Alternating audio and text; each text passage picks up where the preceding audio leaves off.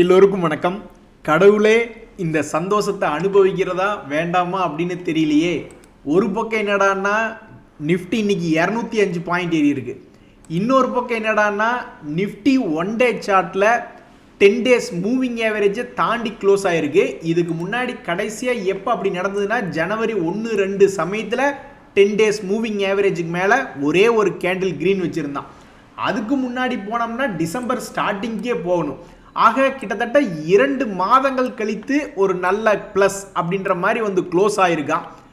இன்னும் ஒரு மிகப்பெரிய சந்தோஷத்தை அனுபவிக்கிறதா வேண்டாமா அப்படின்னு தெரியல. அதுலேயும் இன்னைக்கு ஸ்மால் கேப் இண்டெக்ஸ்லாம் எடுத்து பார்த்தோம்னு வச்சிங்களேன் 3.5% ஏறி இருக்கான். அவன் மட்டும் இல்லை, பல்வேறு இண்டெக்ஸ்கள் இன்னைக்கு மேல் நோக்கி ஏறி இருக்கான். மிட் கேப் இண்டெக்ஸ்கள் பாருங்க, அவன் ஒரு 2.5%.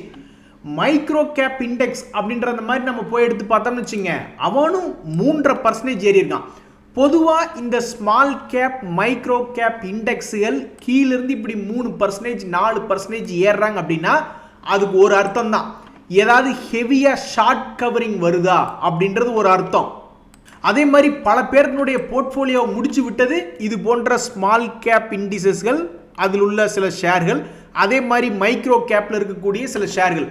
அப்போ அந்த கீழே பயங்கரமாக இறங்கி கிடக்கக்கூடிய ஸ்மால் கேப் மைக்ரோ கேப் பங்குகளெல்லாம் ஏதாவது கீழே மேலாப்பில் நல்லா விற்றுட்டு கீழே வந்து அவங்களுடைய பொசிஷனை நியூட்ரல் பண்ணுறாங்களா, இல்லை சரி இவ்வளவு மலிவாக கிடைக்கிறதே எதுக்கு கொஞ்சோண்டு வாங்கி வைப்போம் அப்படின்ற மாதிரி ஏதாவது ஏவரேஜ் பண்ணி வைக்கிறாங்களா அப்படின்றது புரியல. ஆக மொத்தம் தொடர்ந்து இறங்கி கொண்டு வந்துட்டு இருந்த ஸ்மால் கேப் மைக்ரோ கேப் இன்னைக்கு லேசாக கொஞ்சோண்டு அப்படியே ரெக்கவரி ஆயிருக்கான். அதே மாதிரி மார்க்கெட் சைட்வேஸாக இருந்தால் கூட போதுமேன்னு தான் நிறைய பேர் நினைக்கிறாங்க. நீ ஃபுல்லாக பழைய ரேட்டுக்கு ரெக்கவரி ஆகி வந்தீங்கன்னா 100%க்கு மேலையெல்லாம் நீ ஏறி வர வேண்டியதாக இருக்குது, அல்லது 70%, 50% ஏறி வர வேண்டியதாக இருக்குது. அவ்வளவு தூரம் ஏறாமல் ஒரு பாதிக்கு பாதி வந்தீங்கன்னா கூட எங்களுக்கு ரொம்ப சந்தோஷமாக இருக்குமே அப்படின்ற மாதிரி நிறைய பேர் நினைக்கிறாங்க. ஒரு உதாரணத்துக்கு இந்த ஜிஎம்டிசி லிமிடெட் அப்படின்ற ஒரு கம்பெனி எடுத்து பாருங்களேன். அவன் பழைய ரேட்டு வரணும்னா கிட்டத்தட்ட 35% பக்கம் ஏறி வரணும். அவ்வளவு இல்லைனாலும் பரவாயில்ல, கடைசிக்கு ஒரு 20% ஏறிவா, அது போன்றுதான் மக்கள் பெரும்பாலும் நினைப்பாங்க.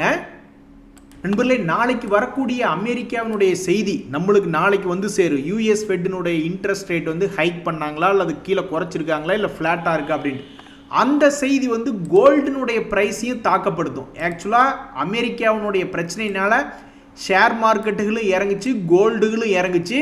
ஆனால் கோல்டு மறுபடியும் அவனுடைய பழைய ஹைக்கு வந்துட்டான். இன்னும் நம்மளுடைய ஷேர் மார்க்கெட் பெருசாக திணறிட்டு தான் இருக்கான்.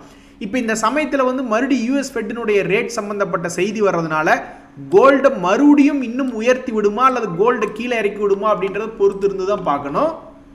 இந்த அம்புஜா சிமெண்ட் ஷேர் வச்சிருக்கிறவங்கலாம் இன்னைக்கு கொஞ்சம் மகிழ்ச்சி இல்லாமல் இருந்திருப்பாங்க நண்பர்களே. ஏன்னா இன்னைக்கு இந்த ஷேர் வந்து கிட்டத்தட்ட 4% மைனஸில் க்ளோஸ் ஆயிருக்கு. அப்படி க்ளோஸ் ஆனது மட்டும் இல்லாமல் ப்ளஸில் காலையில் இருந்து மறுபடியும் கீழே இருந்துட்டு ரெக்கவரி ஆகிற மாதிரி காமிச்சா, அப்புறம் மறுபடியும் தொடர் சரிவு. எதனால் அப்படின்னா இந்த அம்புஜா சிமெண்ட்னுடைய Q3 ரிசல்ட் இம்பேக்ட்னால தான்.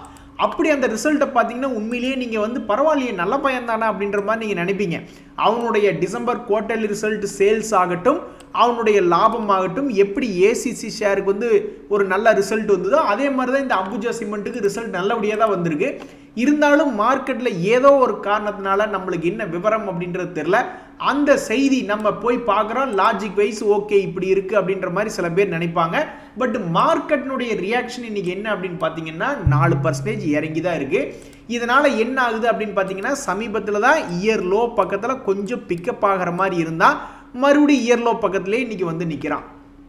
அதே மாதிரி இன்னைக்கு கெட்ட விஷயங்கள்லாம் மறந்து நல்ல விஷயங்கள் வந்த மாதிரி இந்த தீபக் ஃபெர்டிலைசர் ஷேர் யாரெல்லாம் வச்சுருக்காங்களோ அவங்களுக்கு ஒரு மகிழ்ச்சி. 14% இன்னைக்கு இன்ட்ராடேலேயே க்ளோஸ் ஆகிருக்கு ப்ராஃபிட்டில். என்ன காரணத்தினால அப்படின்னு பார்த்தீங்கன்னா இந்த தீபக் ஃபெர்டிலைசர் வெளியிட்டு இருந்த ரிசல்ட்டில் பார்க்கும் பொழுது அவங்களுடைய சேல்ஸ் என்பது ஓரளவுக்கு சுமாராக இருந்தாலுமே அவங்களுடைய லாபம் என்பது போன குவார்ட்டரை விடவும் அதிகம், அதுக்கு முன்னாடி வருஷம் டிசம்பர் குவார்ட்டரை விடவும் மிக அதிகம், 4 மடங்குக்கு மேலே நல்ல அருமையான லாபம் பண்ணியிருக்காங்க அப்படின்ற ஒரு மகிழ்ச்சியான செய்தி வந்த உடனே இந்த ஷேர் ஆல்மோஸ்ட் 50 டேஸ் மூவிங் ஆவரேஜுக்கு மேலே வந்து க்ளோஸ் ஆகிட்டான். அதுதான் இந்த ஸ்டாக்ல இருக்கக்கூடிய செய்தி. இங்கே இன்னொரு செய்தி என்ன பார்க்கணுன்னா, நிறைய இண்டிவிஜுவல் ஸ்டாக்ஸ் எல்லாம் நல்லா மேல் நோக்கி போய்கிட்டு இருக்கக்கூடிய இந்த நேரத்தில் நம்மளுடைய நிஃப்டி 50 இண்டெக்ஸ் வந்து இன்னும் 10 டேஸ் மூவிங் ஆவரேஜே தாண்டி வரல, தாண்டி ஓரளவு கொஞ்சம் வந்திருக்கான். அது பத்தாது. இவனுங்கெல்லாம் எப்படி தீபக் ஃபெர்டிலைசர்லாம் எப்படி கீழேருந்து 50 டேஸ் மூவிங் ஆவரேஜையே தாண்டி இன்னைக்கு க்ளோசிங் ஆயிருக்காங்களோ அது மாதிரி மட்டும் நம்ம நிஃப்டி ஒரு வேளை மனசு வச்சு நடந்து ஒரு 24,000க்கு மேலே, இப்போ 23,000 இருக்கு, 24,000க்கு மேலே வந்துடுச்சுன்னா ஒரு சிறிய இன்பம் அப்படின்றது நம்மளுக்கு கிடைக்கிறதுக்கு வாய்ப்பு இருக்கு. நண்பர்களே, இந்த சமயத்தில் நம்மளுடைய நாட்டுக்கு ஒரு சந்தோஷமான செய்தி வருது. நம்மளோட இஸ்ரோ தன்னுடைய 100வது ராக்கெட்டை லான்ச் பண்ணியிருக்காங்க அப்படின்ற மாதிரி செய்தி வருது. இவங்களோட சேர்ந்து நம்மளும் சந்தோஷமாக இன்னைக்கு மார்க்கெட்டை மேலே விட்டு ஜாலியாக இருந்துட்டோம். இந்த சமயத்தில் லிண்டே இந்தியா போன்ற பங்குகளை இன்னைக்கு 10% ஏறியிருக்கான். இவங்க என்ன சப்ளை பண்ணுறவங்க அப்படின்னு பார்த்தோம்னா manufacture of industrial and medical gases. அது மட்டும் இல்லாமல் இந்த ஸ்பேஸ் ரிலேட்டடான தீம் அப்படின்னு ஒரு காலத்தில் மேல் நோக்கி ஏற்றிக்கிட்டு இருந்தாங்க பல ஷேர்களை. அந்த சமயத்தில் இந்த லிண்டே இந்தியா அப்படின்ற ஷேர் தான் முன்னணியில் இருந்து ஏறிக்கிட்டு இருந்தான். ஸோ இன்னைக்கு எப்படியோ இந்த விஷயத்தை வச்சுக்கிட்டு ஒரு 11% ஏறிட்டான். தற்போதைக்கு இந்த ஷேர் ஒரு வருஷத்தினுடைய லோன் ட்ரேட் ஆகிட்டு இருக்கு. 3 வருட அளவில் பார்க்கும் பொழுது இதுக்கு முன்னாடி 3000 ரூபா ரேஞ்சிலிருந்து ஏறி வந்தவன் இப்போ ஆல்ரெடி டபுள் ஆகி தான் ட்ரேட் ஆகிட்டு இருக்கான் 3 வருஷ பீரியடில் பார்க்கும் பொழுது. திடீர்னு நம்மளுக்கு சனி பயிற்சி குரு பயிற்சியெலாம் நடந்து நம்மளுக்கு நல்ல ஒரு நிலைமையில கொண்டு போய் விட்டுறா எவ்வளோ சூப்பராக இருக்கும். அந்த மாதிரி தான் இந்த ஐநாக்ஸ் விண்ட் அப்படின்னு ஷேர் வச்சிருக்கிறவங்களுக்கெல்லாம் இன்னைக்கு ஒரு சந்தோஷம். 20% ஏறி இருக்குங்க அந்த ஷேர் இன்னைக்கு ஒரே நாளில். கடந்த 6 மாதத்தில் என்ன பண்ணியிருக்கான்னா அவன் கிட்டத்தட்ட 6 மந்த்ஸ் லோவில் இருக்கான். 1 இயரில் என்ன பண்ணியிருக்கான்னா 1 இயர் லோக்கு பக்கத்தில் தான் கிட்டத்தட்ட இருக்கான். அப்படி இருக்கக்கூடிய பங்கு இன்னைக்கு ஒரே நாளில் 20% ஏறினது அந்த ஷேரை வச்சிருக்கிறவங்களுக்கெல்லாம் ஒரு மகிழ்ச்சி.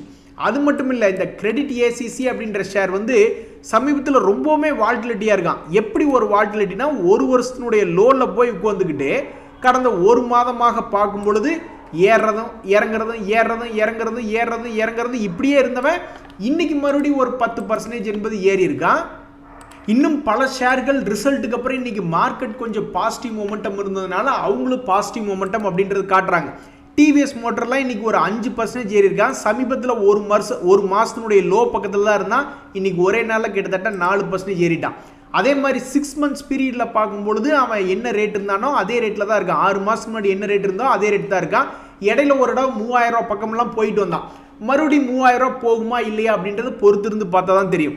இந்த சமயத்தில் பல்வேறு செக்டர்களை இந்த ஷேர் மார்க்கெட் பார்த்துட்டு இருக்கக்கூடிய இந்த சமயத்தில் திடீர்னு ஃபைனான்ஸ் ரிலேட்டடான செக்டர் கொஞ்சம் லேசாக மொமெண்டம் எடுக்கிறான். என்ன காரணம்னா ஆர்பிஐ கிட்டத்தட்ட ஒரு 1.5 லட்சம் கோடியை மணி மார்க்கெட்டில் போடுறாங்க அப்படின்னு ஃபைனான்ஸ் சம்பந்தப்பட்ட நியூஸ் வந்ததுலேருந்து கடந்த 2 நாட்களாக ஃபைனான்ஸ் மற்றும் பேங்கிங் ஸ்டாக்ஸ் எல்லாம் கொஞ்சம் அப்படியே லேசாக ஊசலாடிக்கிட்டு இருக்காங்க.